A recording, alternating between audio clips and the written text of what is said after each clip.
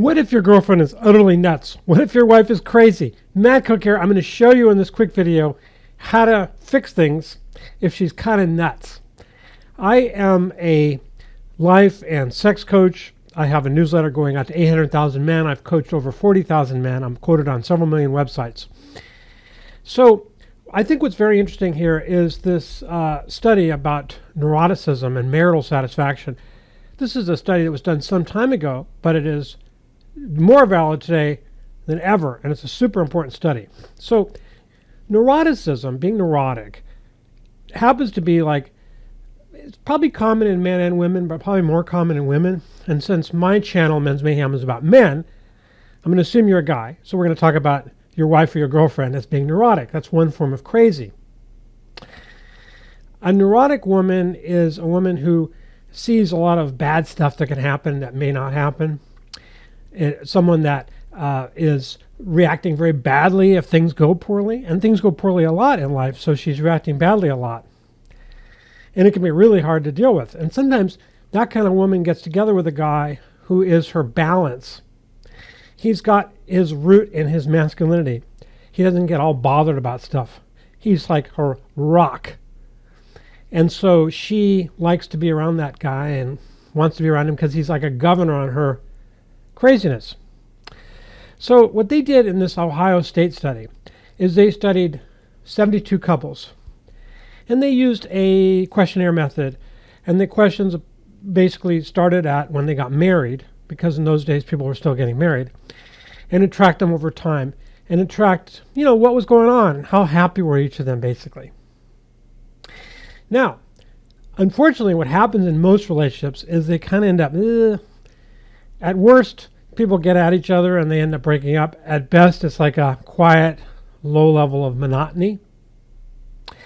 That's really because we pick a person based on our libido, based on those hormones that govern lust. And the things that work in a long-term relationship are oftentimes at odds with lust. For example, low neuroticism is very helpful in a long-term relationship. And a high degree of conscientiousness is very important in a long-term relationship. But women that are most appealing to a guy oftentimes are not that conscientious and tend to be a bit crazy. So they end up kind of stuck with a woman. Not so good. But this shows you the key to the whole thing. And this is something that I talk about a lot in our work with men. I've found that there's basically two ways of doing sex. This way and that way. This way leads to worse relationships and eventual breakup. This happens to tie into what I call the dopamine path.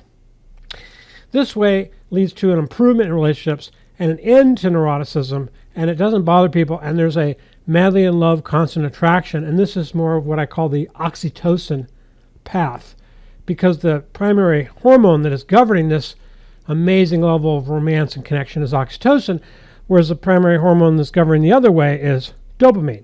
There's nothing wrong with dopamine. There's nothing wrong with that at all, but too much running the relationship ends up into ruin, because dopamine creates inherent dissatisfaction, not ever having enough, always wanting more, wanting different.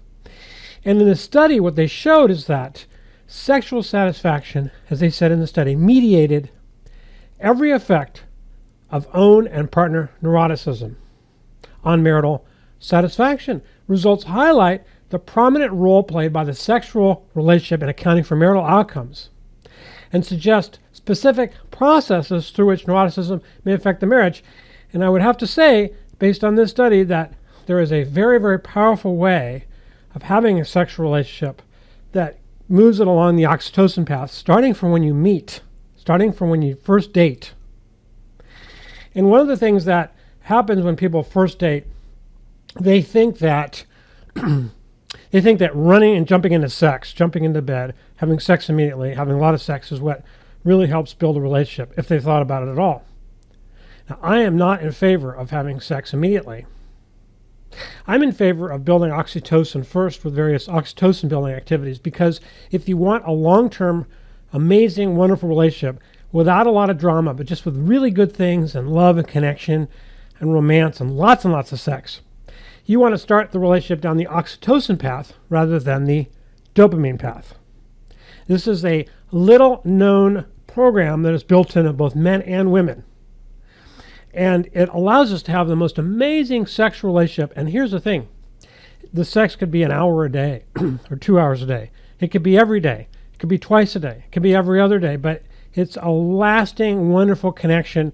And you can be doing this now when you're together 40 years and maybe even 80 years. It's that solid, that good.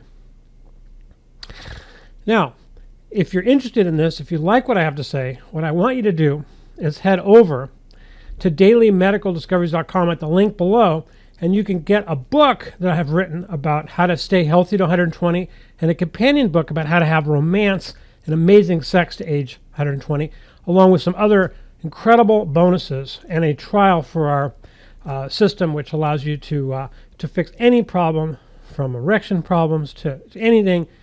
Work with your doctor and fix these issues, and a lot of times avoid needing a doctor at all. So go right ahead, head over to that link today, hit like and subscribe so you like it, subscribe and hit the bell icon so that when I have another video, wherever you are, you're going to be able to see that video and find it entertaining and interesting wherever you are. Matt Cook here. We'll see you on the next video.